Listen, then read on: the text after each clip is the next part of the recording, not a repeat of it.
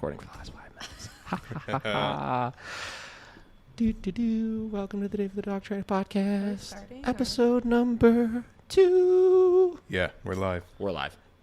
Hello, guys. This is the David the Dog Trainer podcast, episode number 2. Today we are joined by Josh Dobe Productions, as with last time, Yes. as well as the Miracle Canine ladies. Hello, ladies. Dog trainers, Christa and Emily at Miracle Canine Training. Say hello. Hello. Hey, guys.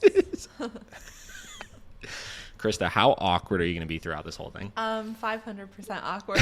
Maximum awkwardness. Your voice has immediately changed since we started. I'm a lot nicer when I have to be. Yeah. I have a full cup of coffee this time, which is exciting because I started half-mast last time. Oh, my God. Yeah, so this is episode number 2. We're here with 4 people. I'm excited to try out all 4 of these microphones. We still have our janky table set up. Unfortunately, the table that we ordered, well, actually, we drove all the way out to Pittsburgh to try to get one from IKEA, the same one that's in the break room, and IKEA said that it was sold out and that we couldn't have it. So instead, we just got chairs, and it was a wasted trip to drive 2 hours to get nothing. At least you got chairs. The table will be here tomorrow, and then next week we will officially have a legitimate setup. I'll be able to cover these beautiful holes in the wall with some paintings or other fine arts that I might find. And we're going to start looking a little bit more like a podcast. We have 2 camera setups this time. Josh, how does that make you feel? Oh, great. More work, but More it's editing. going to look way better. So It's going to look pretty cool. So last time was kind of an introduction podcast. We kept it pretty simple. We talked about what we were doing. We talked about just general dog training questions, how we look at, kind of interpreting those questions, what we think that people mean by a lot of those questions, and why they don't frankly understand their dogs. That's going to segue really well today into what we're going to be doing. We are going to be going over a dog training book, the very first dog training book that I ever read in my life, and we'll talk about that in a minute here. First, Krista, Emily, talk about yourselves. How do you like dogs? Emily, you take this one. So I've been working with dogs for the past 10 years. I started out in the rescue world. Just saw a lot of dogs that had like major behavioral issues and that were just really hard to place in homes. So I wanted to know more about the behavior aspect. And interestingly enough, Cesar's Way was actually the first book I read too about dog behavior. And I started out as a trainer at another facility, and then I got a job with Miracle, and that's what I'm doing now. I'm training dogs. Good stuff. Krista. How did you get... I actually don't know if I know how you exactly got into training dogs. Well, you're about to learn. I'm excited. I used to be a dog walker and a dog pet sitter and do that in LA, and then I wanted to get into dog training, so I moved to upstate New York to learn more about dog training. Got this job here in Cleveland at Miracle Canine Training, and this is where I'm at. Just really always been interested in working with like dogs with severe behavioral issues and like aggressive dogs, and I feel like we do a really good job at helping those dogs. So Did you... were you working for like a rover kind of situation? no, I it was my own company. Oh, just that's by cool. myself. Yeah. What sparked you getting into that? Did you like have dogs and just knew they needed walking, or did you literally just need like a job? I really wanted to do something that I loved, and I always liked working with animals. So then I just started dog walking and kind of gaining clients randomly, and just built like a whole business out of it. So Do you have like a family dog? we had so many dogs. Really? We probably had like 10 dogs growing up. Oh, Jesus. Yeah. So you're like the anomaly of the people that come in and say that I've trained all of my dogs and it was just like 3 of them. No, we did not train our dogs. We didn't even put collars on our dogs. So. Nice. And you probably had very little behavioral issues with them? We had so many behavioral issues Okay, with disregard, our dogs. so. Yeah, it was terrible. This is where Chris is at now. This is why she trains them. yeah. Yeah. Very exciting. Emily, what got you into the rescue world? So I attempted college, and that really wasn't my thing. So I kind of came back from school, and I just knew that I'd always liked animals. And so I started volunteering at the Humane Society when I came back, and I quickly applied for a job there. And the dogs that always just had like bad behaviors or just were like more shut down, like saw a lot of euthanasias, and it was just kind of hard to watch. And then I moved on to another rescue, and really there was one dog in specific that just kind of like sparked an interest. Like he had some major issues, and I just really wanted to know how to help dogs like that. And so I just started reaching out to other training facilities and got a job there. I had the least exciting version of all of those. I had no dogs growing up.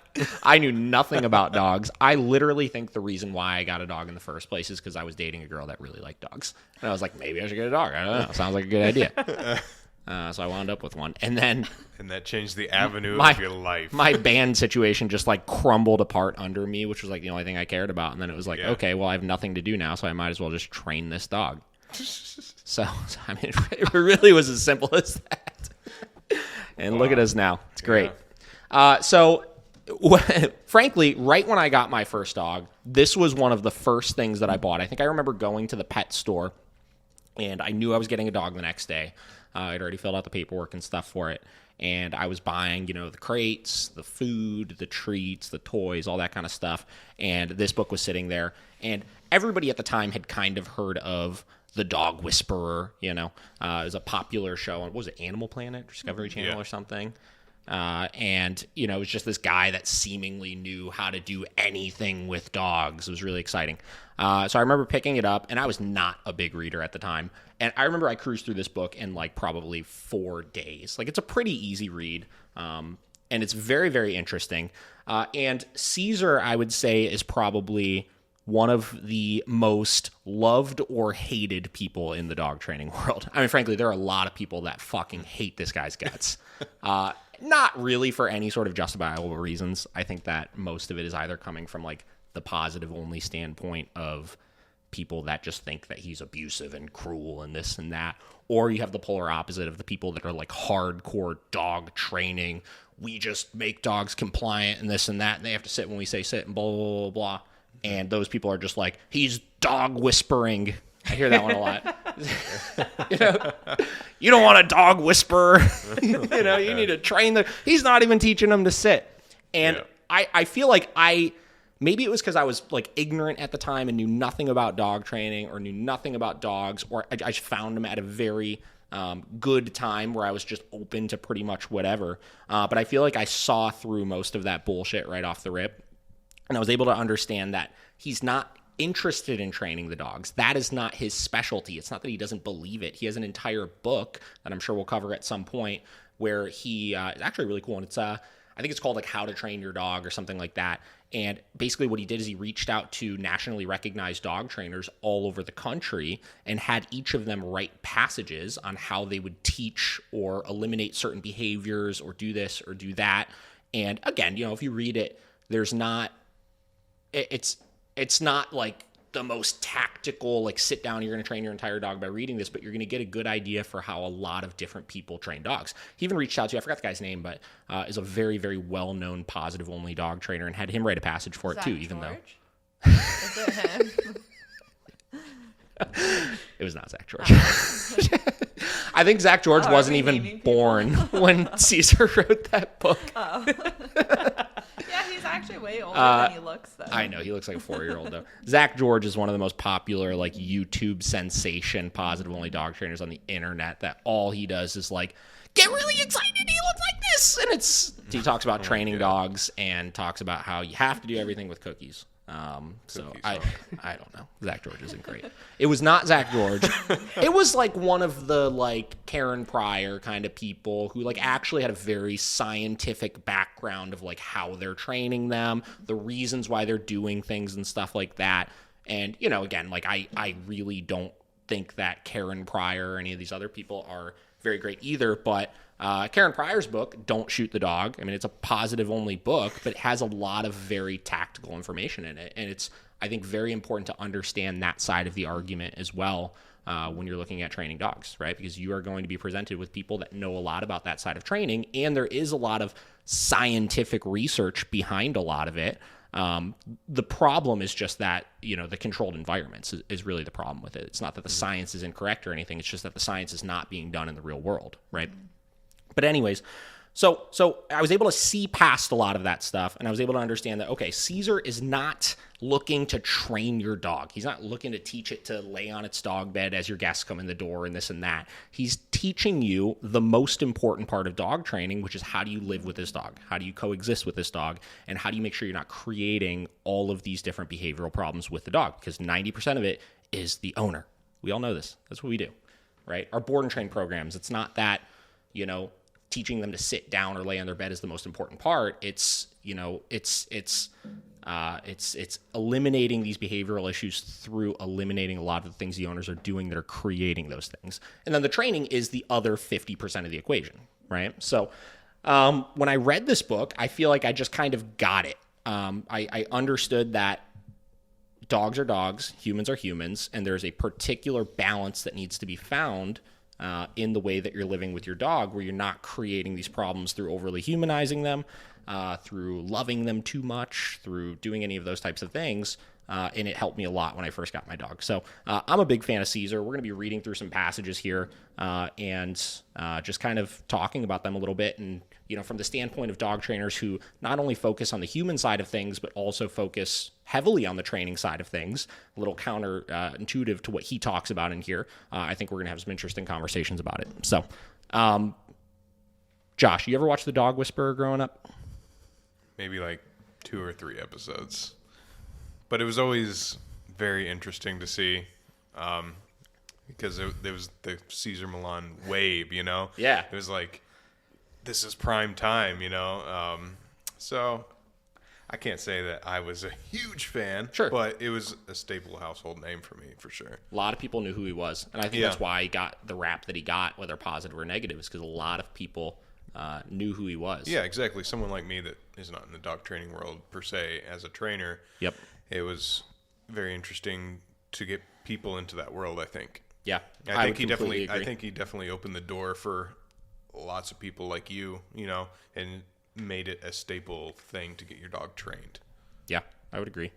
Emily, I know you're a huge Cesar fan. How did you get turned on to him? Oh my gosh, I'm like sitting over here just so excited. I can't lie. Like when I found out that's what we were talking about, I was like, yes. So I actually saw Cesar live once. Was it in Akron? Yeah, what? I think it was like Canton actually, but Yeah. I didn't go to it, but I remember exactly when he came to town and wanting to go to Doing it. like a seminar? Or? yeah, like really cool experience. He took like a rescue dog and just like so like from a trainer standpoint, like I can kind of see what he's doing. Like he does a lot of like leash help, a lot of body language, but like to like an untrained eye, like what he does is essentially like magic. And before I knew what I knew, like, and still like to this day, like I watch a lot of Cesar when I'm getting ready in the morning, like his YouTube channel. And it's the reason I love Cesar so much is because he really just puts it on the owner. And I think that like as trainers, we get so caught up in like, one, just telling people like what their dog's about. And like, I feel like he's kind of helped me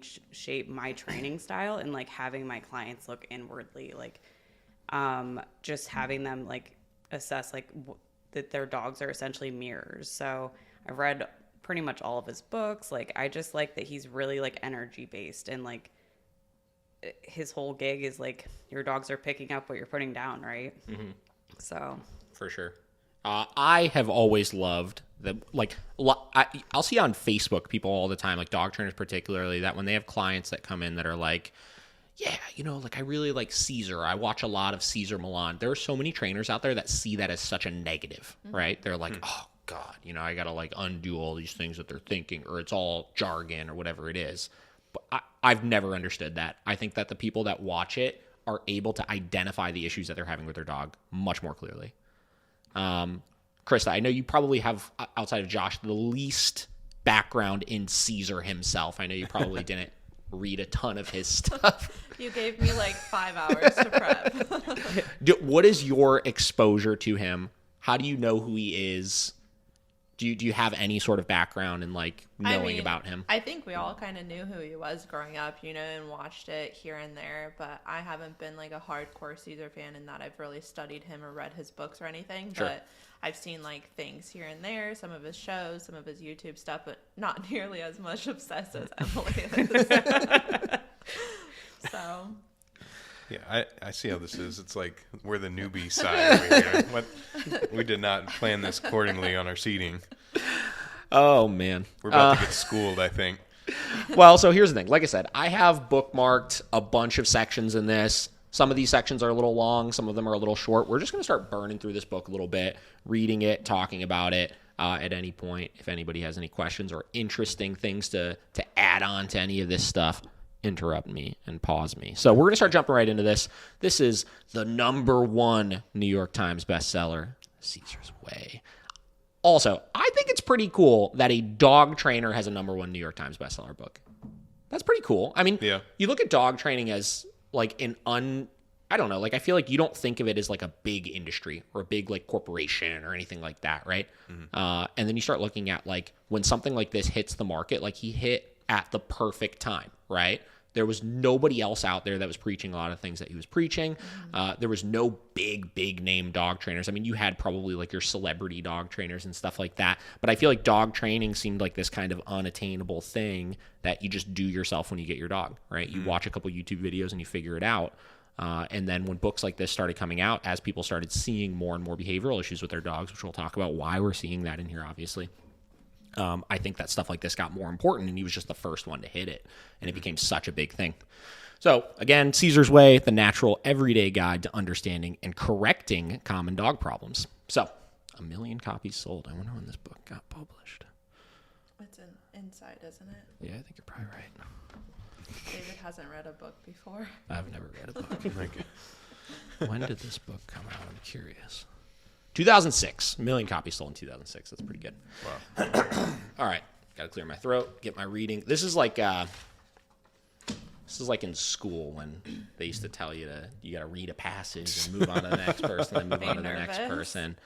I will say that I read pretty fast typically. So when I start reading out loud, I start stumbling over myself a little bit. So this could be very awkward. We'll see. All right, so beginning of the book, obviously we're going to skip past a lot of this. Just talks a lot about how Caesar came to the United States, how he started getting involved in the Los Angeles scene, stuff like that. Like I said, I have kind of earmarked here a handful of different interesting passages we're going to start burning through. So the first one talks about it's called behavioral issues. And I believe this talks a little bit about how he started noticing a lot of behavioral issues and why. So we're going to start reading here. Encountering dogs with fancy leashes and collars and expensive hairdos astonished me when I first came to America. But in a way, the Hollywood type I had been raised with through movies and TV had prepared me for some of that. It was like going to the circus for the first time after being told about it all your life. There was one thing about my new situation, however, that shocked me to the core. It was the bizarre behavioral problems that many of these dogs exhibited. Even after growing up around canines all my life, dogs with what I now call issues were something completely foreign to me. During my time at the groomers, I saw the most beautiful dogs I had ever imagined, stunning examples of their breeds, with clear eyes, gleaming coats, and healthy, well-fed bodies. Yet I could tell just by looking at them that their minds weren't healthy. Growing up with animals, you can automatically sense when their energy levels are normal. That healthy, balanced state of mind is recognizable in any creature. It's the same for a horse, a chicken, a camel, even for a child. I don't know if camels think the same. I'm not sure. Yet I could see right away that these American dogs were exhibiting what seemed to me to be very strange, very unnatural energy. Even at the vets in Mazatlan, I'm not sure where that is, I had never encountered dogs that were so neurotic. That's a key word here, guys. Neuroticism in dogs is everything that we see. So excitable, so fearful, and tense. And the owner's complaints. I didn't need to know very much English to understand that these dogs were very aggressive, obsessive, and driving their owners crazy. The way some of these owners acted, it seemed as if their dogs were actually running their lives. What was going on here? I mean, that first paragraph just sums up literally every owner that comes into our facility. I mean, Yeah. Like neurotic, aggressive, obsessed, driving their owners crazy. Neurotic is the key word, though. I think that 90% of the issues we're seeing with our dogs right now are coming from a pure neurotic place. It's literally everything. Back to the book. Back on my grandfather's farm in Mexico, there was no question of a dog's misbehaving and getting away with it, or trying to show its dominance over a person. And it wasn't because of abuse or physical punishment. It was because the humans knew they were humans and the dogs knew they were dogs. Who was in charge and who wasn't was crystal clear. That simple equation has carried the dog-human relationship forward during the thousands, possibly tens of thousands of years since the very first dog ancestor wandered into our human ancestors' camp and realized it could get a quicker meal there than hunting all day. Boundaries between dogs and humans were simple and obvious. The dogs I knew in Mexico were naturally balanced. They didn't have troublesome personality quirks, such as overt aggression or fixations. They were often very scrawny and mangy and sometimes not very pretty to look at, but they seemed to live their lives in harmony that God and Mother Nature had intended for them. They interacted naturally with both their kind and with humans. So what was going on with these gorgeous poster dogs in America? Christa, what was going on with them? Stop. Move on to Emily. Emily, has what was some going on with them? They're just a product of being like overloved, just observed. People are just always so concerned about like what their dog's doing, why they're doing it. I would say like 90% of the drop-offs we have, like it's 10 minutes of people telling me exactly why their dog does X, Y, or Z. Oh, yeah. And people definitely coddle their dogs way more now than ever. And I just think it's just a lack of knowing. Like, and I think even with COVID right now, too, it's like extreme because all you have to do is stare at your dog and just kind of wonder why. But I think people have really good intentions behind it, like giving so much to their dogs, but it's just like the affection and the coddling is not the right thing. The fancy new collars aren't the right things. Right. Yeah. So would you say treating them as humans? 100%. I mean, like you said here, dogs were dogs and humans were humans, frankly. And, we've seen that shift over the last 20 years, where that's evolved, where people are having less children and they're having more dogs, frankly, right? You see dogs in baby strollers now. How many comments do we used to get on the Miracle page or wherever, and every single one of them was like, fur baby, my baby. Yeah. It's that like baby, like that dog, that word is used more in the dog training world than it is used in the human world. Dog mom. Dog mom, fur mom, like it's just the culture right now, right? And it goes back to, again, the industry and how much money is being made off of this stuff by pushing that mentality, right? Right. So back to the book. The fact that so many American dogs had issues hit me even harder once I moved to Los Angeles and started working as a kennel boy at a dog training establishment there. I wanted to learn how to be a dog trainer, and I had heard that this was the best place around. I knew that rich people paid a great deal of money to leave their dogs at this highly respected facility. First off, can we talk about how in Los Angeles, the typical board and train, like exactly what we do with dogs, costs like $12,000? No, it doesn't. Certain places. Really? Yeah. You should know, California girl. I didn't. I think when you look at, have you ever so we're talking the ones that actually deal with the celebrities. Oh yeah. Right? So there's this place in particular called Cali Canine, right? Oh yeah. Cali Canine literally charges like $9,000 for a board and train, and if you want all of the follow-up lessons and stuff that are included with it, I think it's over $10,000. Wow. Which is insanity. That's more than New York City's.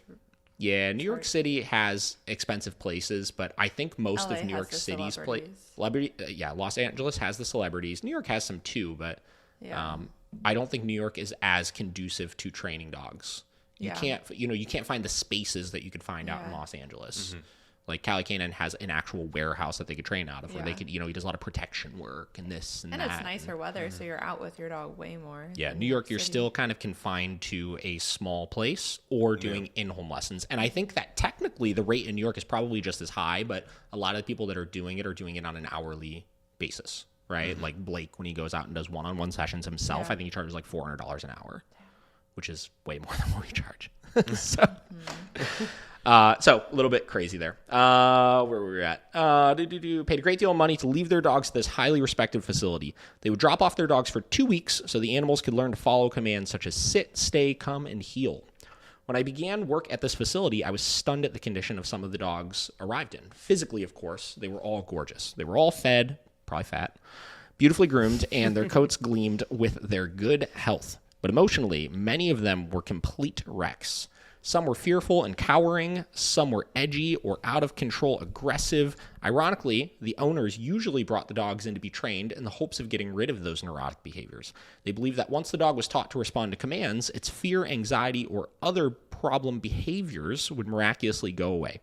This is a common but dangerous misconception. It's absolutely true that if a dog has a mild, happy-go-lucky nature to begin with, traditional dog training can help settle her down and make life easier for everybody.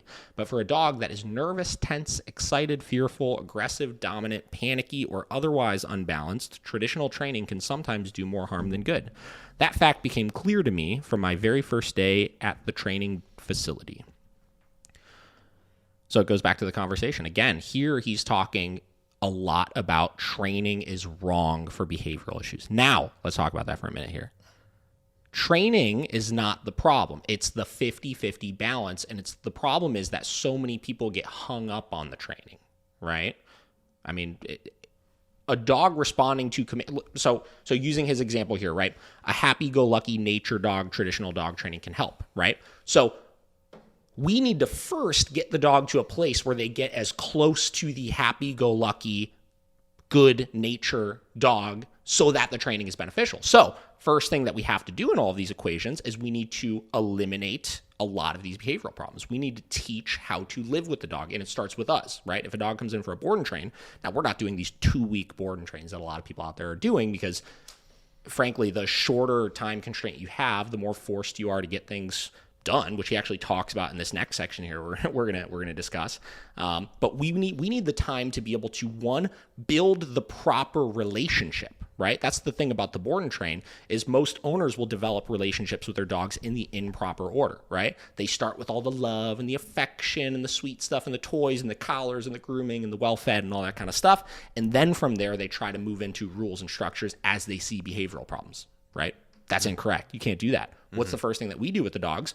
We develop a relationship on rules. We develop a relationship on boundaries. We develop a relationship through the training, right? So we take that traditional training. We don't look at it necessarily as a means of stopping the neuroticism, but we use that to be able to build a positive relationship and a positive association with the dog while getting them into a more compliant state of mind, right? So we get them out of that state of mind of running the show. I think he said here somewhere that the dogs were running the owner's lives. We get them out of that state of mind, and then once we see the dog become a little bit more balanced, then we implement that training to be able to manage the dog. And I talk about this all the time. The goal with dog training is not to have it's not to have a dog that we're micromanaging all the time and down, sit, this, that, boom, boom, right? The goal is to have a dog we have to micromanage as little as possible, and then we use the training in the situations where there's no other option, right? In a perfect world, yes, the dog would just be free to do what they want as long as they understand the boundaries, right? As long as they don't jump on my guests, I don't care where my dogs lay, right? As long as they don't rush through the doorways, I don't care if they're sitting or downing or standing or any of those types of things. But inevitably, there's situations where you can't just have the dog free for nuisance behaviors. What if you have somebody coming over that is allergic to dogs? Or what if it's Thanksgiving and everybody's walking around with plates of food and somebody might accidentally trip over a dog even though the dog is doing absolutely nothing wrong? You know, what if you're walking through Home Depot and your dog can't be off of the leash, wandering around, going up to every guest that's there? You have to have some sort of communication in order to successfully put your dog in more situations, because that's what we do now. We don't just leave our dogs home. We take them everywhere with us. So we need training because of that. But you have to address that first side of the equation as well. I think that's very, very important. All right, back to the book. My job at this facility was to lock the dogs in separate kennels until their daily lessons were to begin, then take them to their trainers. The isolation these troubled dogs experienced in the kennels between sessions often heightened the anxiety they had brought with them. Unfortunately, since the establishment wouldn't get paid unless the dog followed commands by the time the owner arrived to pick it up, instilling fear between commands and between commander and commandee was often the method of last resort. Some dogs would leave in worse psychological shape than they were when they arrived.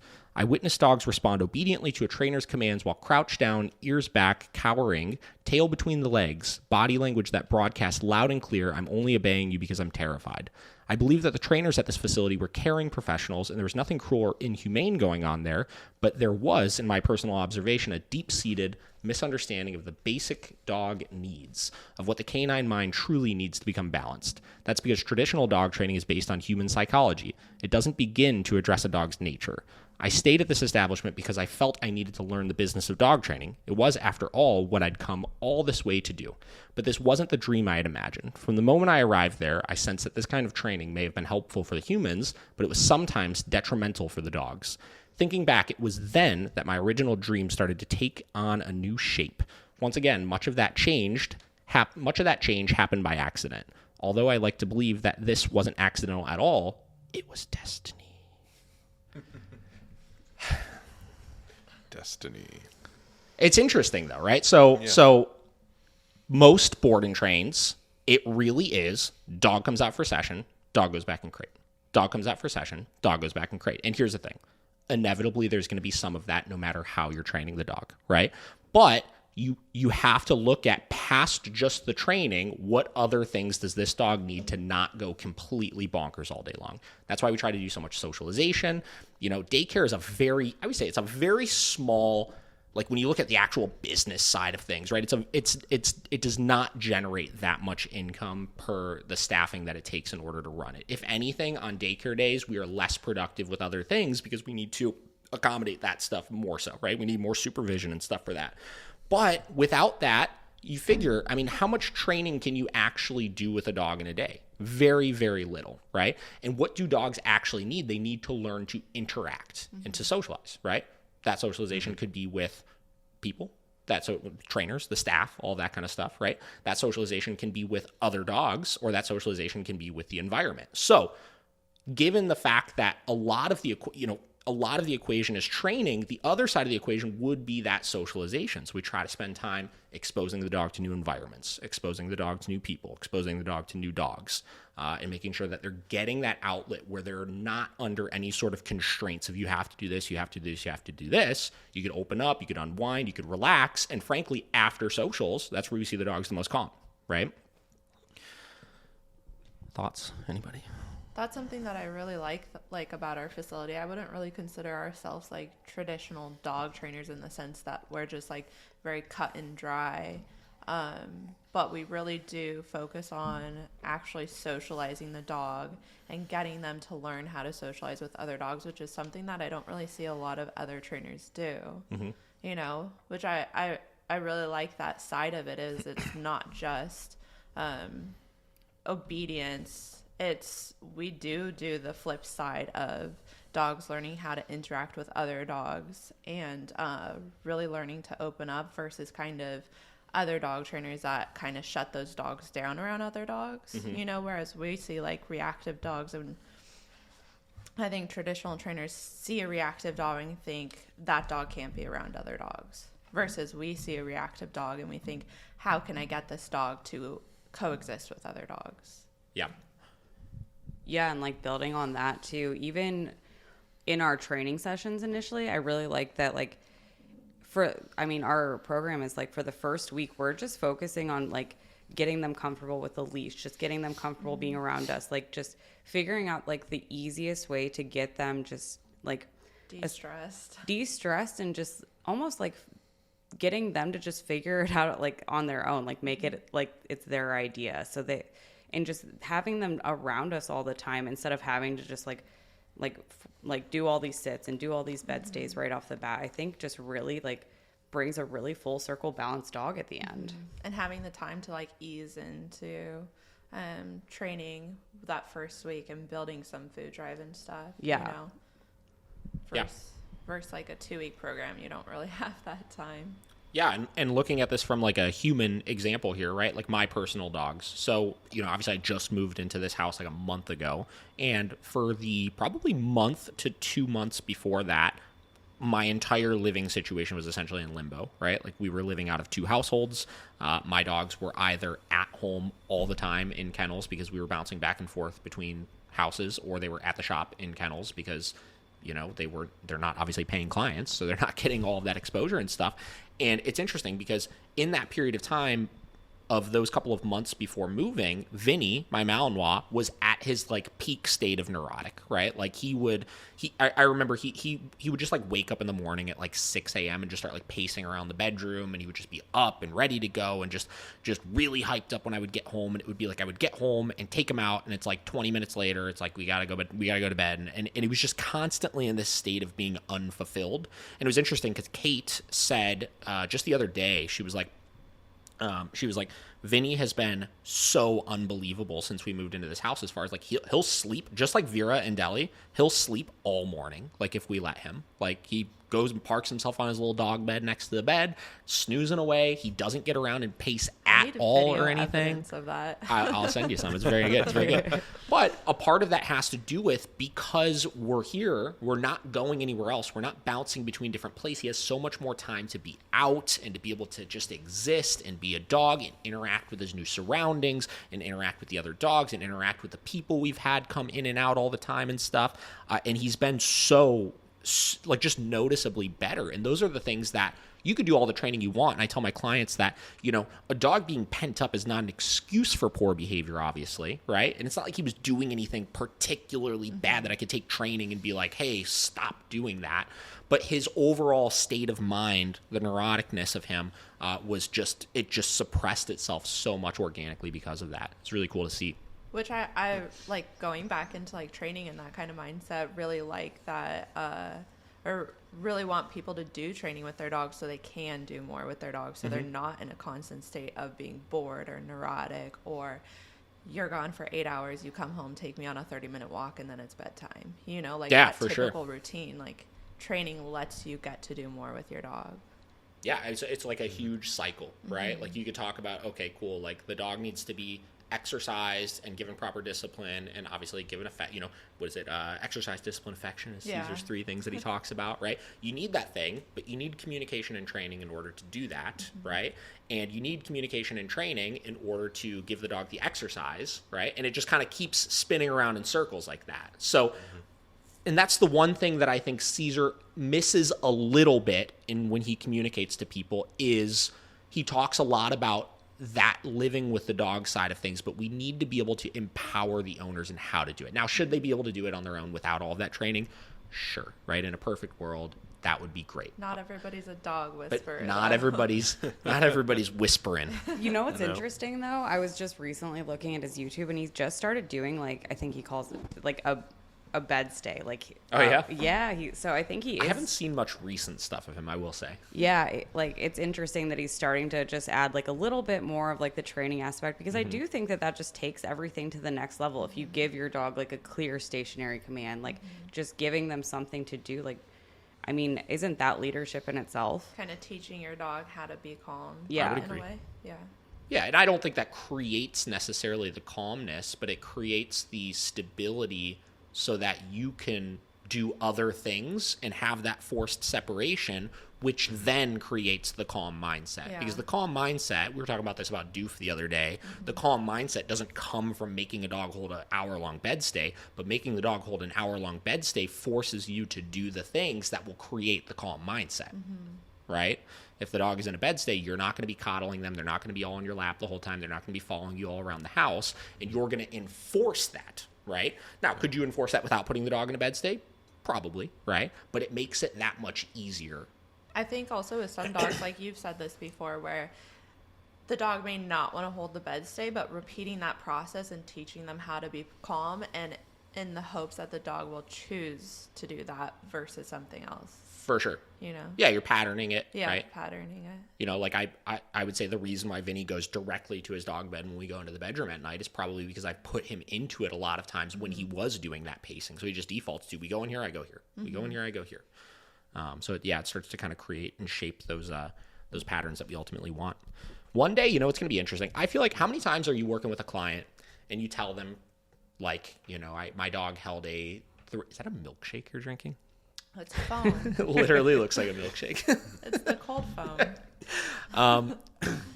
But you know, how many times do you tell them, you know, like, I made my dog hold an hour or an hour and a half long bed stay or something, and they just look at you like, no way. Yeah. Like, they don't even believe that it's possible. I get clients right? who are like excited about like 5-10 minutes. Yeah. You know, and I was saying, when we went to Connecticut the last time for Thanksgiving, like we took Deli and Vera, they probably held a 3-hour-long bed stay during Thanksgiving dinner. And when I tell people that, they're like, they literally don't believe it. Yeah. So one day we're going to put a bed up here, and I'm going to put a dog in a bed stay, and they're going to hold it for the entire podcast just so people can see it's actually possible. I choose Vera though. We'll pick Vinny just because it's going to be it's going to be the one people will be most impressed by, I feel like. Just because you said that, we're going to do Benny. All right, back to the book. All right, next part here. Caesar's Way is born. I need to come up with a cool name for the way we train. You know, like Caesar's Way. Over the dog trainer's way. I don't know. This isn't the time. I'm going to put some thought to that. All right. While at this training facility, I once again gained a reputation for being the guy who could handle the most aggressive and most powerful breeds of dogs, such as pit bulls, German shepherds, and Rottweilers. Pit bulls aren't really the most powerful breed. Whatever. I happen to be crazy about those breeds. Their brute strength inspires me. Another kennel boy there was also great with the powerful breeds, but he didn't want to work with the nervous or anxious ones. I would end up with them, usually the really troubled cases. Instead of yelling at an aggressive or insecure dog like some of the other kennel boys did, call out, I'd approach her silently. No talk, no touch, no eye contact. In fact, when I saw such a dog, I'd open the gate, then turn my back as if I were about to walk off in the other direction. Eventually, since dogs are naturally curious, the dog would come to me. Only after she had approached me would I put the leash on her. At that point, it was very easy because I had already established my calm, assertive dominance with her. Now, I underlined calm, assertive dominance there. That's what, I mean, that's why we literally ignore the dogs when they come in. You know what I mean? Like, we literally pretend they are not there. And I've had people ask me before. Maynard's owner asked me one when I did an assessment with him the first time I ever met him. We're like 30 minutes into the assessment, and he asked me, he's like, so I noticed you haven't pet my dog yet. That's all that he wants. To be fair, Maynard's pretty great. Yeah. Maynard's a fantastic dog. Maynard's owners are fantastic owners. But it was just funny that, like, he asked, like, you haven't pet my dog yet. And he was a little bit, like, you could tell kind of like, what the fuck's wrong? Yeah. You know, like, what's wrong with my dog? Kind of, you know? And again, now, I don't, calm, assertive dominance. I don't know what you want to call it by doing that, but we are establishing that energy of, like, I'm not like freakishly obsessed with you right now. I have other things to worry about, right? It is not it's not the Maynard show right now. It's not this show. And what it does, it immediately puts the dog into a different state of mind because they're used to the polar opposite. They're used to owners coming in, and they're used to meeting new people, and those people just ogling over them, right? Which puts them into a neurotic state of mind. All right. Establish calm, assertive dominance with her. The way another dog would do with her in nature. Another example, dog doing with her in nature. The most dominant dogs that you will see, I always say, are the ones that do the least, right? A dog that is extremely confident and dominant and stuff, they're not going up to all the other dogs like, hey, let's play. Hey, let's do this. Hey, let's do that. If they are challenged, they will rise to that occasion. But other than that, they walk around like they're fucking queen shit. King shit. And I know who I'm talking about, Kingston. Kingston is actually a very good example of that. I was also thinking Vera. Yeah, Vera. But Kingston is a very good example of that, of a dog that really is not... I really genuinely don't think Kingston is a super aggressive dog. No. I think he's just so unbelievably dominant in personality that if challenged, will rise to the occasion. Oh, yeah. Right? He will take it to the extreme if challenged, but I've never in my life seen him actually just go out and be like, I'm trying to assert myself to people. Which is almost more scary. Oh, he for won't sure. back down. For sure. Unconsciously, I was beginning to apply the dog psychology I had learned from my years observing dogs on my grandfather's farm. I was interacting with the dogs the way they interacted with one another. This was the birth of the rehabilitation methods I still use today. Where was the birth of my rehabilitation methods? Although I couldn't have explained in words what I was doing at the time, neither in English nor in Spanish. What about in French? Everything I did just came instinctually to me. Now, that's another place where people get lost. I think things like this is what kind of enables the mindset of, I just instinctually know how to train dogs. I just get them.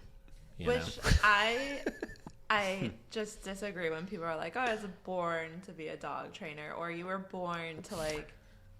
We won't name names. Yeah. I have no problem naming names. I'm just joking. But I think a lot of it is like taught in practice, just like anything else, like exposure to it, and like not you were born with it. Yeah, I mean, I think you could be Maybelline. exposed to the correct information early on, which could be reading a book in my case, or it could be growing up on a farm where people interacted that way with other dogs, so you could see the contrast, Yeah. right? You have to have at some point have seen the contrast between what this creates and what this creates. So, back to the book. Another crucial accident that occurred at this training facility was that I began to see the power of the pack to rehabilitate an unbalanced dog. One day, I went out into the yard holding 2 Rottweilers, a Shepherd, and a Pit Bull all at once. I was the only one there who had ever attempted anything like this. I think he kind of got a little bit of an ego brag with the, I just work with the power breeds. There's a lot of trainers out there that market that stuff. You know, you see all the big Mastiffs and Rottweilers and the Rockweilers. The little pocket pitties. Yeah, Lots of right? those Little muscles. stocky things Yeah. and stuff. And like it's like the people with Malinois nowadays, right? If you have a Malinois and post a bunch of videos of your Malinois doing cool stuff, you are a badass dog trainer, right? Or doing bite work. Aren't those like the easiest dogs to train? I mean, In a way, I think that's they're just, I think that's calm. subjective. I think they could learn very fast. Yeah. But I think that when you look at what is the goal of the training that we do, it's to Yeah. create a calm, balanced dog. I would completely disagree with Yeah. They're not the easiest dogs to own. Not a That's Yeah. for sure. that. It's 100%. Like train because they're super pumped. Yeah, to they're learn. good to train, but yeah, having them in your life, I feel like, is a whole nother story. Krista, can you turn that mic a little more towards you? Yeah. Oh, sorry. Could you not I mean, hear like me this literally, whole time? like turn it so it's facing directly at your mouth. Yeah, if you keep a Malinois busy for 10 There you hours go, a that's day, better. you might be a good dog. Right. Other than that, they're going to go crazy. All right. I was the only one there who had ever attempted anything like this. Most of the other employees thought I was crazy. In fact, at one point, I was expressly ordered not to work with the dogs in packs. How many dog training facilities do we see out there that tell their owners dogs shouldn't need to socialize with other dogs or be with other dogs? So many. And 90% of it is the problem. Lorenzo's Dog Training Academy. I've seen so many dogs go through board and trains there that literally when they ask them, how do I socialize my dog with other dogs? They say, you don't. Are we naming don't get it. places? I have a list. No, just in my that one. pocket. It's the only place I've ever publicly said I don't like. It made management nervous. But from the moment I discovered this method, I saw what an effective tool a pack of dogs can be in helping a dog that had problems. What I discovered was when a new and unstable dog was introduced to a group that had already formed a healthy bond, the pack actually influenced the newcomer to achieve that balanced state of mind. My job was to make sure the interaction between newcomer and existing pack members didn't get too intense. That's why in socialization, what is the only thing we do? Watch the dogs in case something happens. We just babysit. Kind of. Our sole job is to stay in there and make sure nobody kills anybody. Yeah. Yeah. That's it. Nothing else. We don't do anything. We don't, what is it? No touch, no talk, no eye contact. We literally stand there, we supervise, because here's the thing. The dogs are going to figure it out. They're going to figure it out. And 9 out of 10 times when owners start getting scared and start seeing the stuff that they would normally step in and, no, please don't do that. Don't hump this dog. Don't air snap at this dog. Don't growl. Don't do this. Don't do that. It's fine. That's communication. Dogs have to communicate with each other. No differently than we have to tell dogs, I don't like what you're doing, or I like what you're doing.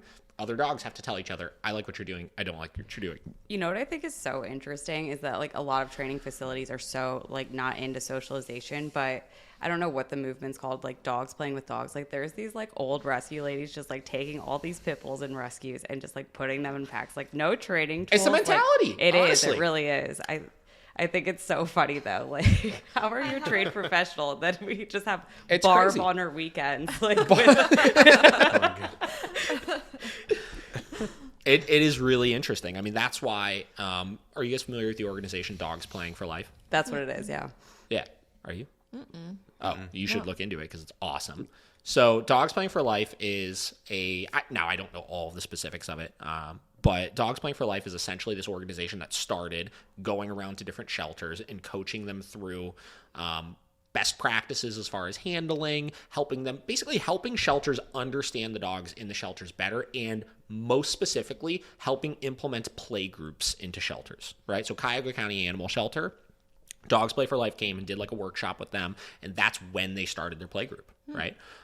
And it's interesting. They released a statement I think maybe a couple months ago or something, just talking about all of the different places they've helped and creating the play groups. And basically the biggest reason for it is because all of these dogs were getting mislabeled as dog aggressive. I think that's what really started it. And their number one goal was to make sure people understood there really is not a correlation between dog reactivity and dog aggression, right? And they show that through showing them how to socialize those dogs. And I think it's an awesome organization. Well, I think with COVID especially, it should show people what is it like when you don't interact with people for a very long time. Oh, that's a great example. Yeah. And it's the same thing with dogs. Like if you keep a dog cooped up away from other dogs for ever, and then you see a dog, it doesn't even know what to do. Yeah. It's the same thing with a person. Like, I forgot how to interact with people. You get crazy. You go a little stir crazy. So that's why we're forcing Krista to do more of these. Yeah. I interact a lot. I'm super social. No, that's a really good point too, because like how many times do we socialize a dog and like they're just scared? Like we rarely see a dog coming in aggressive. Yeah, for sure. Mm-hmm. Back to the book. As long as I monitored and stopped any aggressive, exclusive, or defensive behavior. What is an exclusive behavior? I don't know. On either side of the encounter, the new dog would eventually adjust its behavior to fit in with the others. With humans as with dogs, in fact, with all pack-oriented species, it's in our genetic best interest to try to fit in, to get along with others of our kind. I was simply exploiting this very natural genetic drive. By working with dogs in packs, I observed that they could accelerate one another's healing processes much faster than a human trainer could. As soon as I earned a reputation at the facility as a reliable hard worker, I soon earned a reputation at the facility as a reliable hard worker. But the more I developed my own ideas about dog psychology, the unhappier I became there. I guess I didn't hide my discontent very well. One client, a successful business owner who was especially thrilled with how I handled this golden retriever, had been watching me for a while and was impressed with both my skills and my work ethic. One day he approached me and said, "You don't look too happy here. Do you want to come work for me?" I asked him what I would be doing for him, thinking of course it would have something to do with dogs. I was a little let down when he said, "You'd be washing limousines. I own a fleet of them." Krista, don't leave Miracle Canine Training to wash limousines. I think that's my dream. Emily, you need it. I mean, it worked out for Cesar, so. Yeah. Wow, nice offer. But I had come to America to be a dog trainer. Still, he was a very impressive man, the kind of strong, confident businessman I wanted to become someday. Then he sweetened the pot for me by telling me that as his employee, I would have my own car. I couldn't afford a car on my own then, and in Los Angeles, that's practically like not being able to afford legs. It took a couple of weeks to decide, but finally I agreed. Once again, a guardian angel who didn't even know me had helped set the stage for the next phase of my journey. So all of this to say, Cesar Millan did not like the dog training facility and left to wash limousines. I mean, So. I might leave to wash limousines if I get a car out Call of it it. what it is. All right, so we're going to skip a little bit. This talks a little bit about how then he started to build a reputation and work on his own and start to become a dog walker and all that good stuff. And we're going to skip forward a little bit here. Here we go. You got a little picture of dogs laying together for you. Is that the Thank one you. you're talking That's about? what I was talking You wanna about. see it? Oh, that's the picture. It's a great. Oh my That's not gosh. the one. This is a different one. All right. But look, all the same breed. Comments on anything so far? No? Moving forward? All right. Next section. Americans and dogs. Humans who love too much. When I was a boy in Mexico watching the Lassie and Rin Tin Tin shows, I was always entertained by those superstar... What's so funny about that? Just the way you said Rin Tin Tin. Superstar Dogs Adventures, but I thought that, of course, everyone else watching also realized that these shows were just Hollywood fantasies. When Lassie barked 4 times and Timmy said, "What's that, Lassie? Fire? The hose? No, the barn's on fire. Thanks, girl. Let's go." I knew and assumed everybody else knew that real dogs don't act like that. Are you sure you weren't a good reader in middle school? Yeah, I was just thinking the same thing.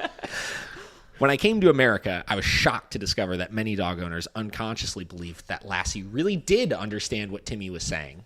I learned that here, the general perception of dogs was that they were all like Lassie. Basically, humans in dog suits. It took me a while to process this, but once I'd been here a while, I saw that most pet owners did, on some level, believe that their animals, be they dogs, cats, birds, or goldfish, were indeed human in everything but the outfit, and they treated them accordingly. Humans in dog suits. I don't, yeah. It's Why don't we have someone in a dog suit advertising on the street for us? Holding a with sign, flipping it around? Yeah. Seamus would do it. Oh. Seamus would. I need to interview people while they're doing it Seamus also. would be good at flipping the Seamus sign. on the street. I'm going to have Paige sound bite that and put it before all of them. I love that. Something just turned off again.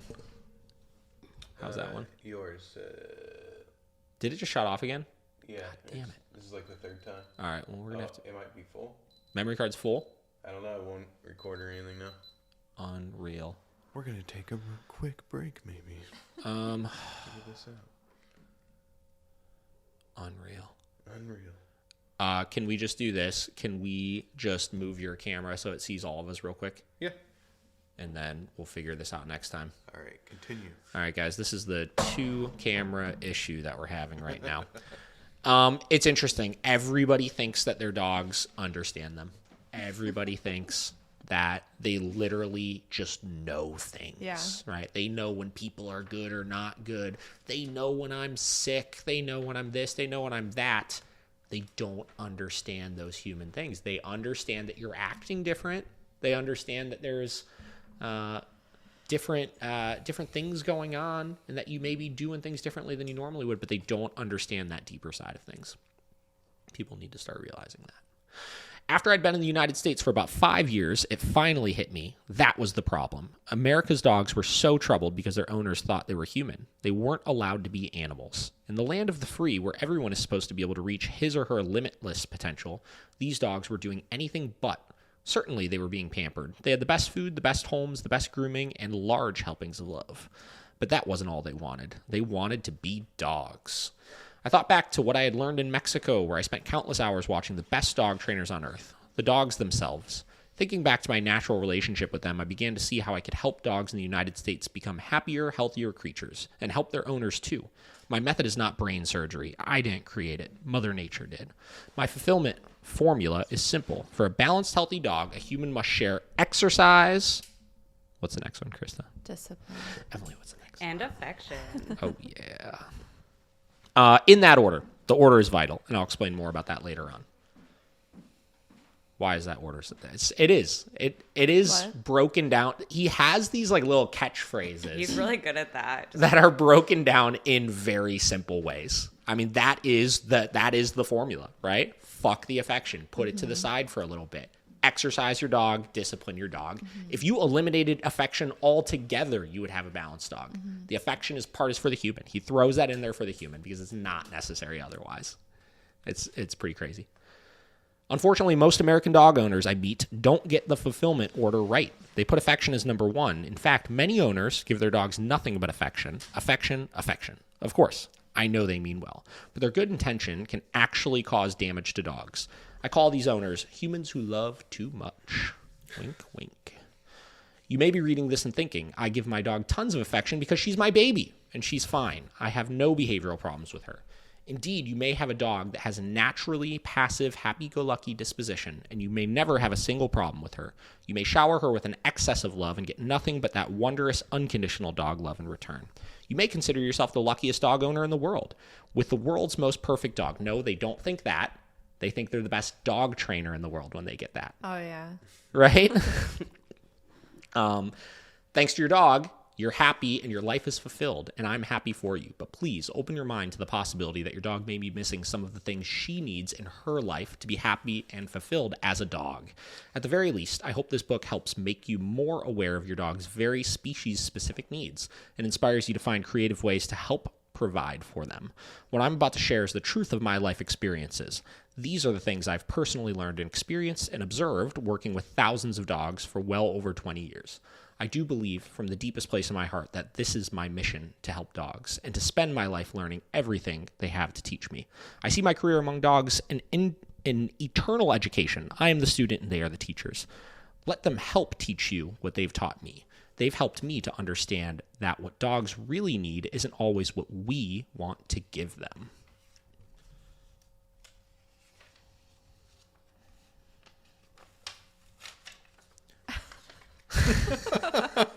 Are we commenting on that? Feel free. I have so much to say about affection, man. I think it's funny that a lot of people have these sweet little fur babies and think that they're the greatest and don't have any issues, and they just coddle them and whatever. But I really see a lot of those dogs, like when they're outside of their environment that they're comfortable with, that's when they have all the issues. But I think people don't see that because they don't actually take their dog in different settings too, amongst like other issues with affection. But yeah, I would completely agree. And you know why I think a lot of that is because we have learned to adapt to our dogs in a specific environment, right? When we see problems that our dog shows us, the first thing that we ask ourselves is not, how do we work on this problem and improve on this problem? The first thing that we ask ourselves is, what can I do to stop this problem from being a problem, right? If you're having issues with your guests running and jumping on people that come in, you put your dog in a crate when people come in. your guests running and jumping on people? Your guests coming in. Yeah. See, I told you, I What can't kind talk. of friends do you have? My guests come over and jump on me. When your dog is running away, right? We keep our dog on a leash, or we put a fence on the yard. When our dog jumps the fence, we build a taller fence. You know what I mean? Like literally, like every problem we have as owners, we look at a human solution to how to manage that problem. I did an assessment with a client the other day. This was a very serious situation. So they've had this dog now for, I think, 2 or 3 years. I think the dog is about 5 years old now. And the dog hates the husband, right? Hates the husband. She's like, he's hated him since the day we got him, right? 70% of the time the dog is fine, but 30% of the time the human will wake up in bed, like the husband, to the dog literally on top of him, snarling and barking in his face. Yeah. Did you do the phone? I booked that. Yeah. Okay. I mean, it was crazy. It was right? crazy She showed me listening to actual videos of it also, like of it happening. Like the dog is literally on top of the guy, barking and growling. The guy, if he tries to get up from the couch to go get a drink from the fridge, the dog will run over and start lunging at him. And they waited now, again, I'm not shaming them for this because they signed up for training, right? They're actively looking for a solution for it, but it had to hit a point of being where they could literally no longer manage it anymore, right? The last situation that flipped things over the edge was the human was sitting on the couch and hanging out, just literally doing nothing.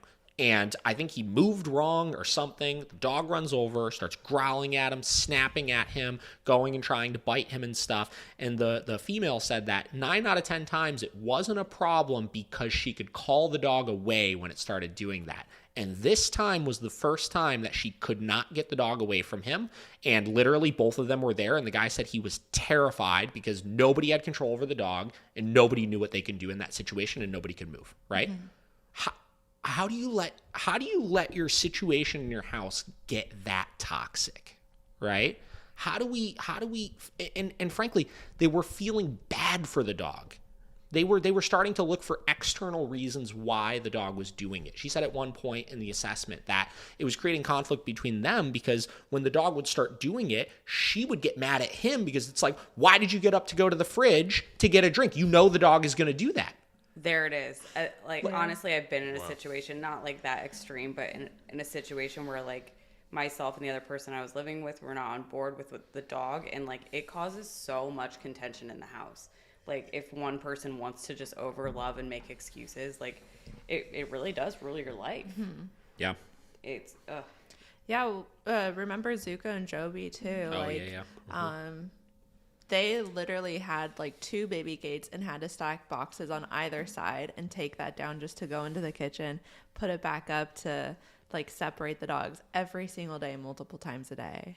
Just like the amount of effort people put in to manage their dogs is insane. It's wild. But then those owners really put in that effort into actually training their dogs too. 100%. Yeah. Because, you figure if you're going to try that hard to make it work, and this is why I say I'm not necessarily blaming the owner, because 90% of the time the information is not there as far as what to do, right? Yes, there's things we can look at differently as far as like, okay, cool, this dog is waking the husband up, growling and snapping. Like, why the fuck is the dog not in a crate at night? You know what I mean? Like there are certain things that you look at and you're like, okay, cool, you kind of fucked up on that one, right? But 90% of the time, they just don't know what to do. And they need that education as far as how to work through those situations. The same deal as a lot of these stubborn dogs we work with. Stubborn, right? Yeah. I use stubborn subjectively. I think 90% of the time, people that say dogs are stubborn, they're confused. But the ones that actually are like headstrong, just don't want to do it, once you get them past that hurdle, they're some of the best dogs you could work with, because they put all of that energy they put into not doing it into doing it. And they're like, all right, I got this. Yeah. Yeah. I just feel like that's such an extreme version of, like, instead of living with your dog, you're living around your dog. 100%. 100%. Yeah. All right, back to the book. This is an interesting one. I bookmarked this one. The proper way to meet a dog. So we get to talk about this here. There's even a couple picture examples, which I like. And we're going to talk about this, and we're going to see if it's correct or not. All right. This isn't a book about dog biology, but there's a reason why it's important to know how your dog's body and mind interrelate, and how your dog developed from a puppy he or she once was. Its mother is the first introduction a puppy will have in the world. She's the first other being a puppy will meet. Now contrast the calm, assertive scent and energy emitted by a mother dog with how we normally introduce ourselves to a dog. What do we usually do when we see a cute little puppy? Oh my God, I run up to it. Christa loves puppies. Christa does all of the things I'm about to I say. lose myself. Now, in Krista's fairness, Christa knows how to not create problems as well. So, And when it's like 4 months old, what's gonna happen? what's going to happen? Turn into a monster. Yeah. Ooh, we exclaim loudly, usually in a high-pitched voice we reserve for babies. Krista, what's your noise? No, it's too extreme. It's really high. It's very high-pitched. Is it? Yeah, Yes. because you're like, Come here, you cute little thing. This sounds literally exact. I think she's exact things. By doing this, we are introducing ourselves to the dog using sound first. And not only sound, but usually very excited, emotionally charged sound. What we're doing is projecting excited, emotional energy, which is the furthest from calm, assertive energy that we can get. To a dog, emotional energy is weak and often negative energy.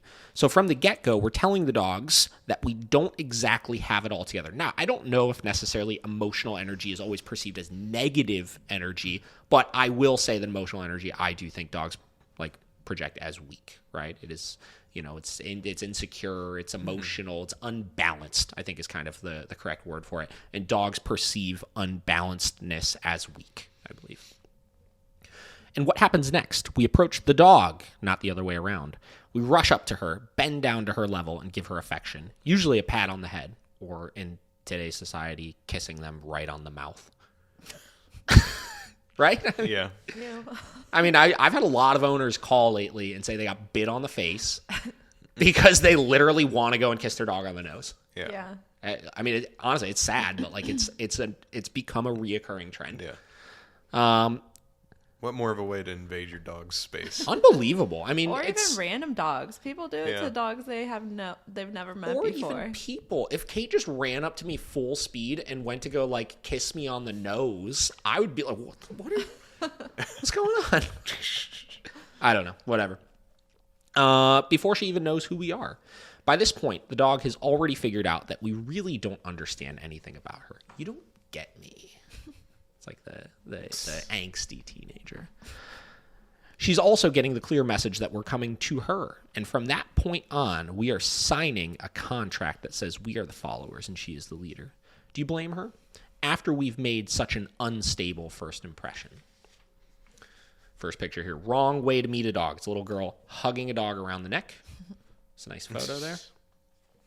Right way to meet a dog. The girl's just standing there and the dog is sniffing her. Let's replay the first meeting scenario using dog psychology instead of human psychology. The proper way to approach a new dog is not to approach her at all. Dogs never approach each other face on unless they're challenging each other. And pack leaders never approach pack followers. The followers always approach them.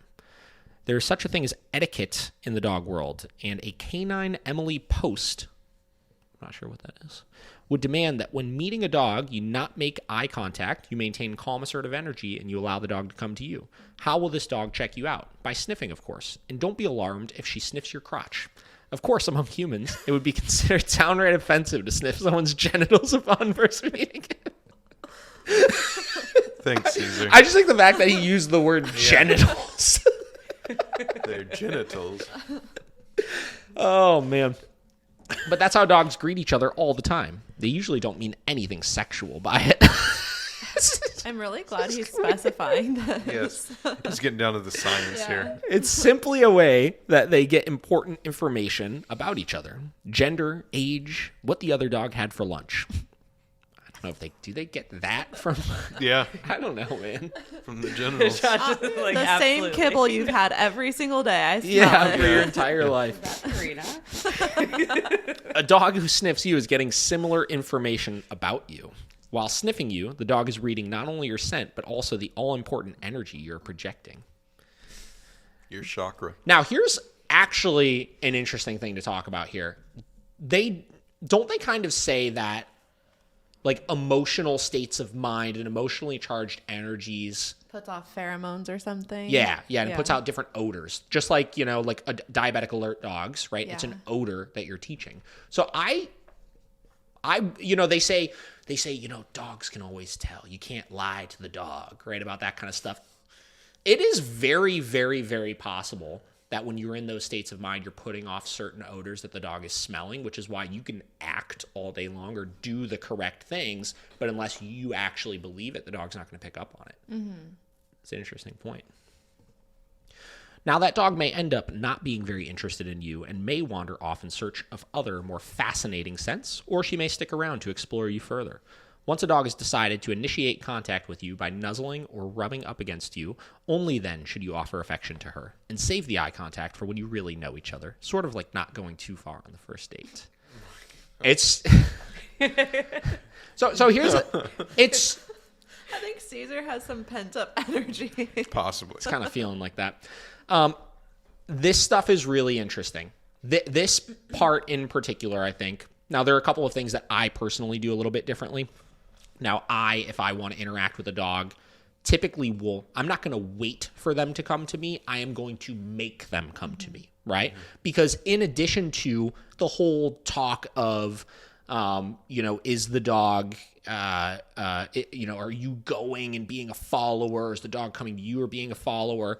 I think that by making the dog come to me or asking them to do something before giving affection, I think that in addition to doing it in the proper order and not going into their territory, which is really the problem with going up to the dog, I think that I think it's putting them into a compliant state of mind right off the rip, which makes them even more submissive, which then allows my interactions to be more successful. But I mean, even stuff like save the eye contact for when you really know each other better. And frankly, save the fucking petting for when you really know each other better if there's a dog that has problems, right? People ask all the time, they want to see not how do I develop a relationship with a dog over time so that they're okay with people. They want to know how do I make a dog instantaneously okay with new people, which is impossible. Mm-hmm. It will literally never happen, right? There are certain dogs that need time in order to develop that relationship. Just like there are people out there that are a little socially anxious that are going to take some time to get comfortable around a certain group. The way that I interact with my friends, I would never interact with somebody that I don't know. I get really uncomfortable around new people that I don't know. Even right now, like I'm comfortable talking to all of you guys because I've known you guys for years, right? So we have a built-in relationship already at this point where we can interact in an appropriate way.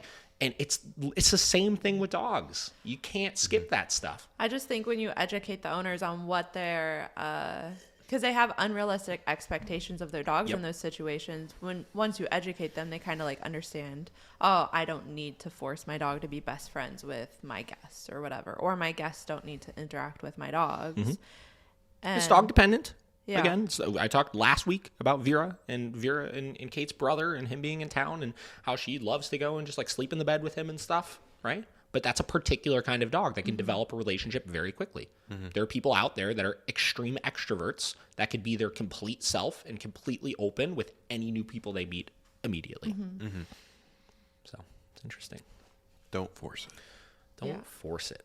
Don't try too hard. Sometimes after examining a new person, a dog will lose interest and begin to wander away. Naturally, the dog lover will reach out after her and attempt to give her affection in order to bring her back. It's like dating, right? Like, girl starts to fade off, not act interested. You got to try to reel him back in. It doesn't work. It doesn't work. Push him away further. With some dogs, this can be perceived as an unwanted advance and can precipitate. Wait, yeah, precipitate. Oh no, I'm thinking, what's rain? Precipitation. Precipitation. Oh, it's the same word. Yeah, all right. Precipitate a bite. Even with a friendly dog, I usually suggest that people don't offer affection right away. Let the dog get to know you, feel comfortable with you, and do something to earn your affection first. This advice almost never goes over very well because we humans get such a strong sense of satisfaction from sharing affection with dogs. What most animal lovers don't understand is that by sharing affection first, we are not doing the dog any favors. We might be fulfilling our own needs. After all, dogs are so sweet and appealing and soft and fluffy. And as it turns out, they are important to both our physical and mental health as human beings. As animal behaviorist Patricia B. McConnell points out in her book, The Other End of the Leash, why we do what we do around dogs. I've actually never read that book, but I've heard good things. Petting an animal can actually have significant physical benefits for people. According to McConnell, studies have shown that stroking a dog reduces heart rate and blood pressure in humans, as well as in the dog, and releases chemicals in our brain that help soothe us and counteract the effects of stress. But when we come to a dog we barely know and offer unconditional affection right away, we may be creating a serious imbalance in our relationship with that dog. Particularly if we are to be the dog's owner, a simple first meeting like this is often where behavioral problems begin. Starts from the second you meet the dog. Just like in the human world, to a dog, a first impression counts a lot. Many dog lovers may feel angry at me here, and let me make it clear that I understand that people have the best intentions in mind when giving a dog affection first. To reach out to another being with affection is a natural impulse for most of us, and part of what is most beautiful about being human. But we must try to remember that by doing so, we're fulfilling our own need for affection, not the dog's. Like most mammals, dogs do need and crave physical affection in our lives, but it's not the first and most important thing they need from you. If they get affection first, it tips the scale of your relationship in the wrong direction. It's a good section. It's important. Emily, comments? Yeah. Well, didn't you say fuck affection earlier? I believe I did. Yeah. So I think that like It's important. I'm not discrediting it, but initially, fuck the affection. right, absolutely. Right? Like, and I think that like with affection, like people just have such a skewed perception of what affection is. I think affection can just be like a positive verbal cue, like good, I like what you're doing. And that's where like we use the good marker, right? And just like a little scritch on the head. But I think people are so a scoochie. I believe Scrit. Bridget called it a scoochie with Vinny. scooch. That's a butt scooch, though. No, I don't believe she was referring to it as a butt scooch. Yeah, I call them like scritchies. Scoochie. Yeah. He was a scoochie. But like just also knowing like what state of mind to feed into. Like I think that so yeah, I mean saying fuck affection isn't wrong, but just like also just using it less, like making sure a dog has a clear Over affection. Yeah, that's everyone's doing that. Also, right? if us giving to affection to dogs helps us like health wise, blood pressure, blah blah blah, and relieve like emotional stress in some way, we're kind of like outletting that onto the dog. I think Big time. if we're like stressed out and we use the dog to cope through that, the dog's feeding into that. So it's interesting because then you get into some conversations about like, okay, cool. So do we currently have more like psychological issues with people than we used to? And is that why we're seeing those problems with dogs? Right? I don't know. But, you know, first, for one reason or another, people were not projecting those emotions on dogs 25 years ago. Right? So I don't know. It's I think we're having the same psychological issues, but I think like now we talk about it a lot more. And I think now and because we're growing, or like the dog industry is growing so much and people have pets more and more and more, I think it's kind of both. Like Sure. we're not like bottling up our emotions as much, but we're also getting pets more. I don't know. Yeah, it's interesting. I think I mean, we have I've had some conversations with other friends, you know, about these types of things like outside of dogs and stuff. And the world is getting so much more complicated. And there's so much more media and attention and this and that and all of these things you need to process that are just being tossed on you. Yeah. You know, that you used to, that we're not as humans designed to handle. Right. that's true. And I think that can turn into more, you know, like the people that, just like with dogs, when we start projecting more of things on them, they can't handle that. Like dogs are designed to handle X, or certain temperaments are designed to handle X amount of input, right? Humans are designed, or certain humans can handle more or less X amount of input, right? So as more and more is being created in the world, we're seeing more and more people that are developing issues because it's getting overloaded. So I don't know. And a lot of those people have dogs. It's true. It's just interesting. It's like, and I look at these things not to try to like figure out the world or anything, but I look at these things to look at like, are we going to see these problems get better or worse in the future with dogs? Like, are we moving to a society where humans cannot have a domesticated relationship with an animal? Do you know what I'm saying? Maybe. I think that people are they're definitely creating the issues, but then it's getting to like a boiling point of where then they start seeking dog training, and dog training is definitely becoming way more popular than it used to be. Maybe that'll kind of like build momentum and people just like like a relationship with a dog should be this like organic, natural, like we're in like that kind of like what people seek out when they go to the woods and go camping and do all sorts of things like that, right? And can you develop like do these two species, humans and dogs, have the ability to have that same healthy, balanced relationship as the world gets more complicated? I don't know. I don't know. Well, I feel like we're in a culture too where like giving up is very socially acceptable. Like divorce is super high, you know, like it's acceptable to just not have to put in the work to like build on relationships with humans. So isn't it fair to say that like it's who's going to want to put in the work with their dog, especially when they see this dog as like their essentially what they unload on, you know, like that's their stress like, ball. That's a great point. Yeah. Well, I mean, and then so like cityscapes. I mean, New York, Chicago, LA, you know, these big cities where there is no place to take your dog to get away. Like everyday situations are you have to go to work and your dog's in your apartment or whatever all day, and then you get home, there's nowhere you can take this dog that's not overly crazily stimulating. Right. You know, you're taking him on the busy New York street. Like that's something people and dogs have never seen. Yeah, we're you know? definitely putting our dogs through way more situations than they used to be put in. Yeah, exactly. Yeah, like 20 years ago, nobody owned a dog and took it everywhere with them. No. Like having a dog in New York City was kind of like a weird thing, Yeah. I think, you know? I would agree. And now it's like, you have to have one. And then That's you have to why have the potty- baby stroller for your dog now. not to say Stroller- that go ahead. I was just making a joke. Stroller and potty pads. That's Yeah. the thing. Yeah. And there are ways to like exercise your dog or like get that like adding balance in those cities. Oh, yeah, scapes, definitely. But it's just like, do people actually want to do that? I feel like most people just see their dogs as like essentially just like a teddy bear at their house, you know, just not something that has like all these needs that need to be fulfilled. Yeah. Well, and most of the stuff you're doing still, though, is artificial to what you would actually do with your dog, you know? Right. Like, you can't just go take a hike usually. Absolutely. Like, it's like a huge thing. You have to take your dog on the train and go 45 minutes out of the city, Right. something like that. So, you were saying that there are, all of these different ways to exercise your dog and stuff like that. So, what's really common in places like New York or Chicago or bigger cities and stuff is treadmill training dogs, right? Yeah. A lot of people want to treadmill train their dogs, which I think is good to develop a physical outlet for your dog and Yeah. stuff.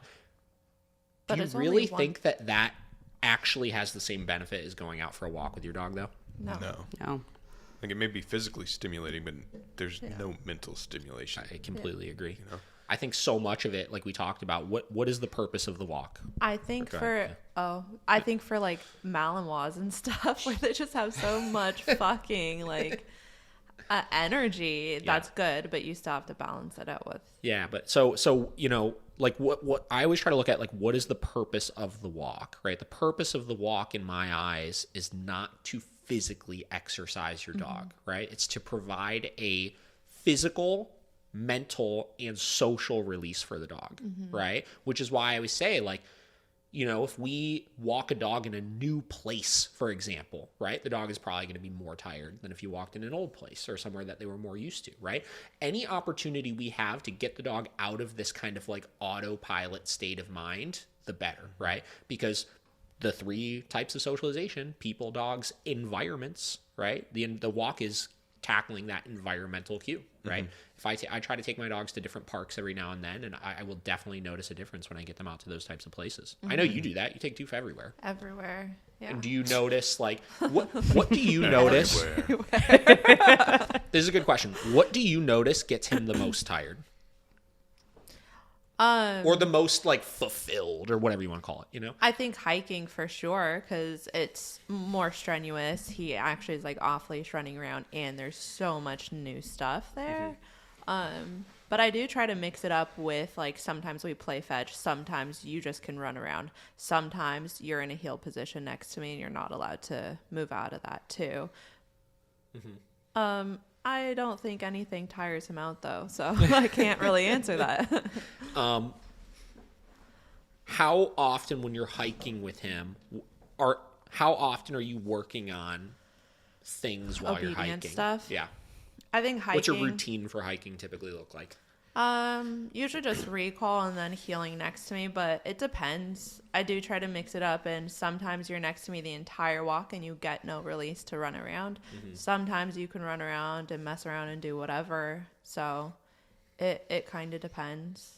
Sometimes I just really structure it, and sometimes I just let him run around. Emily, so Honeycomb, how old is Honeycomb? Timeless. Ageless. Oh my gosh. She's like, Does not age. Like 2, maybe?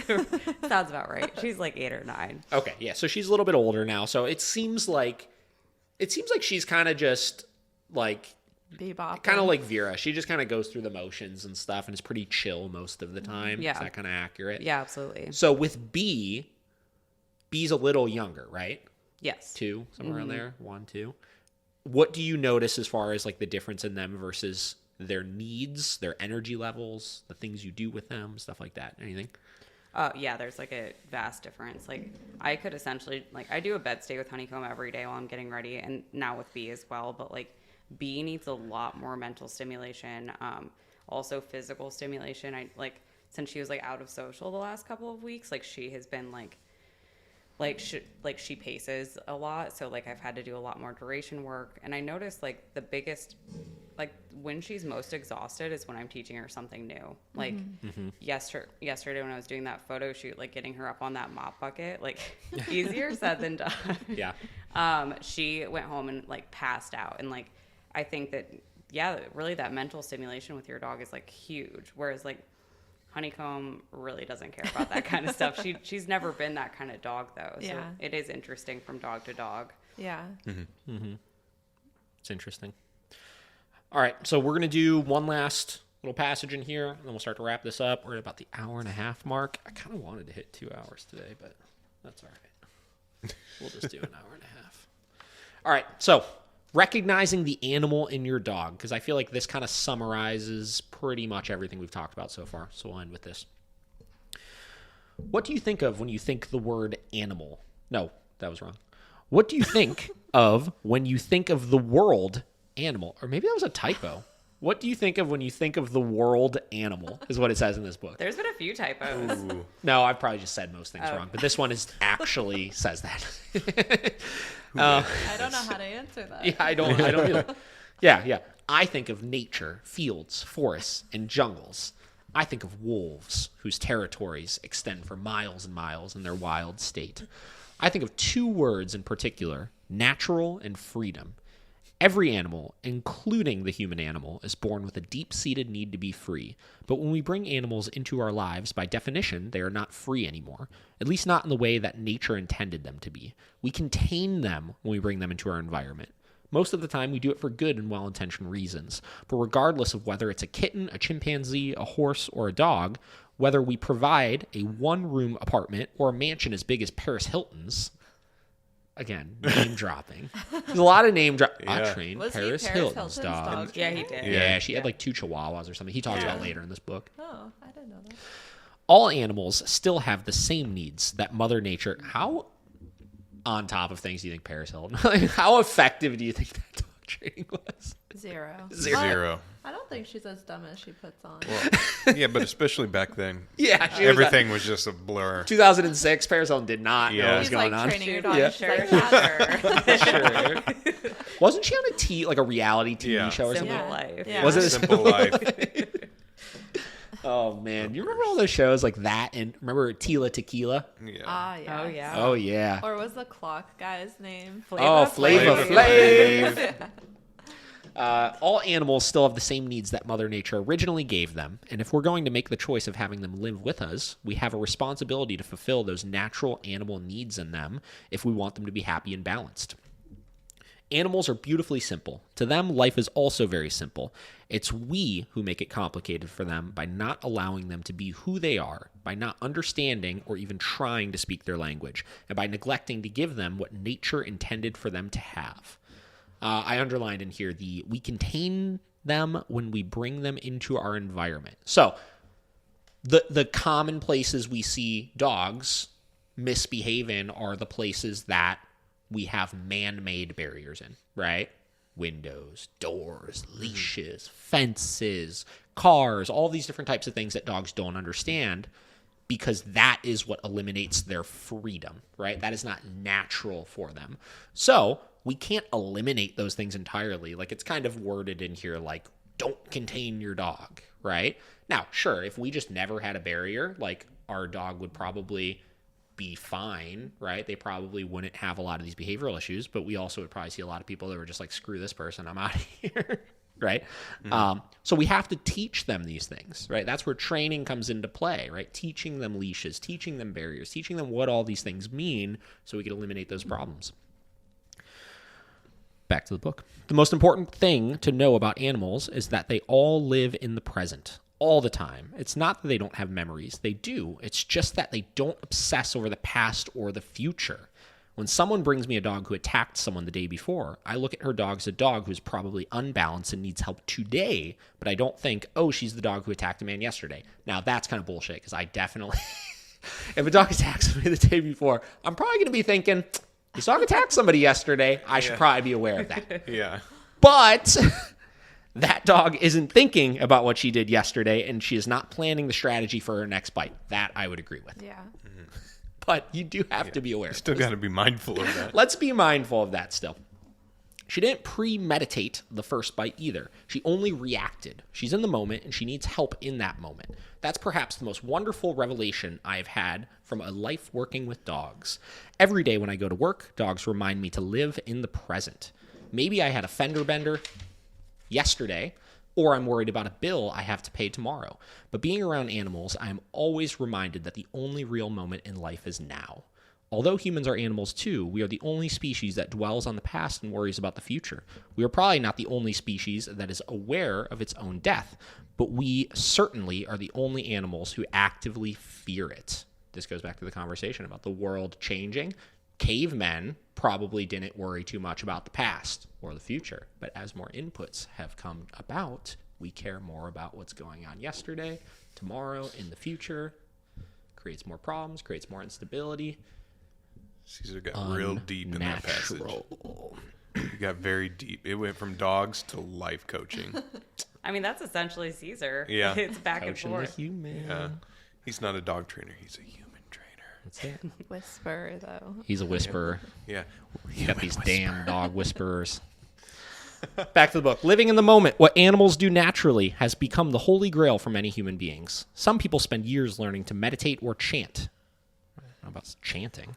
And spend thousands of dollars going on retreats to monasteries on high mountaintops, trying to learn to live in the moment, if even for a little while. But almost all humans can't help but lose sleep over the past or the future some of the time, unless something dramatic happens in our lives. For example, take a person who almost dies. From that point on, suddenly the sky is beautiful, the trees are beautiful, his wife is beautiful, everything is beautiful. Finally, he understands the concept of living in the moment. Animals don't need to learn that lesson because they are born with that insight. Human beings, of course, are also the only animals who use language. Though scientists have recently discovered that many animals, including primates, cetaceans, which means whales and dolphins, birds and even bees, to name a few, have more intricate and complex communication systems than we ever imagined. Humans still remain the only animals who can put together complex words, thoughts, and concepts to create speech. Speech is our number one form of communication, and because we are so reliant on it, we neglect using our other four senses, or the sixth sense I describe in Chapter 2, the universal sense of energy. I'll repeat. All animals communicate using energy constantly. Energy is beingness. Energy is who you are and what you are doing at any given moment. That's how animals see you. That's how your dog sees you. Your energy in that present moment defines who you are. Dang. Do you feel enlightened, Christa? Yeah. I think that is a really cool point too, though. Like with our program, we use a lot of like you always talk about clear communication. So like, yes, we train dogs, but it's also like that state of mind too, you know? Mm-hmm. And it's interesting because people do have the ability to turn it around very quickly. I mean, you're talking over the course of like tomorrow. If you want to make the switch and be like, I'm going to care about this, I am going to present myself in a different way, and I'm going to believe myself with it, a dog would pick up on that. Like you said right there, they only understand the energy that you're putting off in that moment. Right? And that's why I could switch so fast. If I change my energy from what it's at right now to, oh my God, super excitable and crazy and wild and stuff like that, my dog's going to switch immediately. And then if I go back to calm, my dog's going to switch immediately. Right? They really do live about those things in the moment. And, you know, going back to the don't dwell on the past and, you know, the rescue side of things of caring about the dog's story and stuff like that. So many of those things are irrelevant. You know, there's definitely, you know, it's not that dogs can't have past traumas with things and stuff. And have developed certain associations or habits because of those things. But for the most part, those things are pretty irrelevant to actually working through the specific problems you're having currently with your dog. It's funny how people like try to like victimize their dog almost to justify their coddling in a way, you know, want their dog to have like a sad past. But I think energy and training does really matter because knowing when to use like a calm energy versus when to like amp it up a little bit. Yeah. You know. Well, and also that like victim mentality. How weird is it that we will keep our dog in that state of mind, whereas like if a human's going through that, we go through rehab. Like we are like having to push ourselves through that. Like, why do you want your dog, if they did go through something horrible, do you want them to relive that every day? Like that's weird. Yeah. Like isn't that like Munchausen's by proxy? What is that word you just used? Munchausen's by proxy. I do not know that. Emily's just diagnosing all her clients. Yeah. Do you have Munchausen? Explain that word, please. Munchausen's by please. proxy. Wait, is that one word or two words? Munchausen's 2 words. by proxy. So it's a By proxy is one word. Okay, yeah. Yeah. All right. Well, by proxy is two. By proxy. Yeah. Munchausen's by proxy. Okay. It's basically that movie. Is that what you're talking Yeah. about? Yeah. Yes. What movie? What's it? It's where the mom basically treats her daughter like she's sick. Gypsy and ill. Rose. Oh, I know what you're talking The about. mom had Munchausen's by proxy. So like keeping essentially just like keeping something sick, like and Gotcha. like keeping. Interesting. that's not even like Yeah. your dog's not sick. Your dog's not. Wasn't that the same premise of Bubble Boy? Do you remember that Yeah. movie? Pretty much, yeah. Yeah, exactly. Definitely. Didn't she say he was sick? Yeah. He had to stay in the bubble his whole Just life, Bubble and then Boy. at the end he Yeah. rips himself out thinking he's gonna die. Yeah. And he was actually fine his whole life. Are these dogs all just They're living all- in bubbles? Yeah, they're just all bubble Living in boys. Adam Sandler movies. Oh my god. Oh, that's funny. Interesting. Yeah, I mean, that definitely is it. I mean, I can imagine, like, I don't have any deep-rooted trauma in my life or anything, but I could imagine if I did and I had somebody that was reiterating that I had that trauma to me every single day, I can't even imagine the emotional strain that would put on somebody. Right. Yeah. Interesting. Yeah, let's move them forward, you know? Like, Yeah. you got them out of there, so, like, Yeah. it's time to give a good life. Yeah. But a lot of people, I think, tend to, like, act like their dog was victimized or did go through a traumatic past, even if they don't know. You Yeah. don't know just if your dog acts like a little yeah. timid or whatever. Especially if they rescue it. Like, Yeah. oh, I went in and rescued this dog from the shelter, and you know it had to have been awful there, and it's Probably like, abused by men because Yeah. it doesn't like men. yeah, you definitely create a story, Great stories. Yeah. story in your head. That Like, was one of the highlighted parts I had in here coming up here for Oh, next really? time. yeah, Yeah, at the rescue job, like, I did a bunch of owner surrenders, and most of the time people were really sad to be giving up their dogs, Yeah. you know? So, like, They're not all coming from these traumatic pasts or anything. Yeah. right, but I mean, full circle, let's give them, like, the freedom that they deserve. Like, Yeah. get them in a better state of mind. Absolutely. Awesome. Well, I think we're like an hour and 45 minutes in here. Wrap this up. So yeah, those exciting little passages from Caesar's Way. I mean, we're like halfway through this book. We might keep cruising through this next time. Maybe we'll have you guys come finish off the book. We'll see. yeah. Um, Get back here. Felt so Yeah. welcome. So interesting stuff. Again, this is the first dog training book I ever read. It's very important. I think a lot of people should kind of start learning a little more about this stuff. So this is the kind of stuff we're trying to do on the cast, the podcast. Oh my gosh. So yeah, this is David the Dog Trainer podcast episode number 2. If you're interested in learning more about what we do, at Miracle Canine Training on Facebook and Instagram, at David the Dog Trainer on Facebook and Instagram. Emily, Christa, final thoughts? Not really, but thanks for having me. I'm good to go. No problem. You'll be This back. has been great. Thank you. Sorry. They'll be Love back talking for about part Caesar. 2 of Caesar's Way. Josh, final thoughts? Nah, Did you learn anything? I feel like I am learning things through these little excerpts of Caesar's Way. Do you feel like this, like, does this stuff, like, feel applicable to, like, yours? Like, are there things you're kind of, like, looking at and, like, correlating between, like, your dog and Yeah, you're for hearing sure. this? Definitely. I think anyone, like, since I'm not an actual trainer, I mean, I think this book would be something good for, like, a layman's, Yeah. person that has no idea about what dog training is, or, like, maybe even to go about it. I think it's a good introduction to maybe connecting yourself with your dog.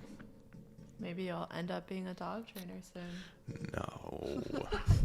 No. media man? Yeah, I'm just the media guy. Very good. All right, we're going to wrap it up. Hour 45 minutes, and we're done.